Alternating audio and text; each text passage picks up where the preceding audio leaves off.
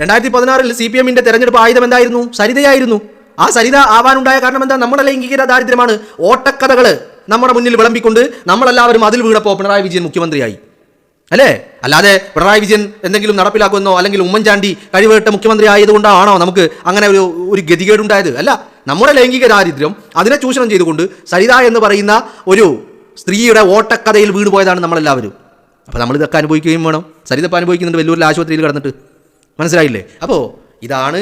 അല്ലാതെ പിണറായി വിജയൻ ഇപ്പോൾ 10 വർഷം, ഇനി ഞാൻ പറയട്ടെ, ഇപ്പോൾ 10 വർഷക്കാലം പിണറായി വിജയൻ ഭരിച്ചു. ഈ 10 വർഷത്തിൽ കേരളത്തിന് വേണ്ടി ചെയ്ത എന്തെങ്കിലും ഒരു പദ്ധതി ഉണ്ടോ?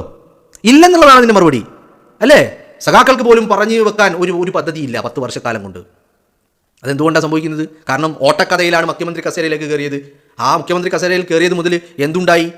വേണ്ട വിധത്തിൽ മകൾ വീണക്കും മകൻ വിവേകിനും ബാങ്ക് ബാലൻസ് അങ്ങനെ വർദ്ധിക്കാൻ തുടങ്ങി, ആസ്തി അങ്ങനെ വർദ്ധിക്കാൻ തുടങ്ങി എന്നല്ലാതെ അതിനപ്പുറത്തേക്ക് എന്തെങ്കിലും ഉണ്ടാക്കാൻ സാധിച്ചോ? ഒന്നും ഉണ്ടായിട്ടില്ല എന്നുള്ളതാണ്.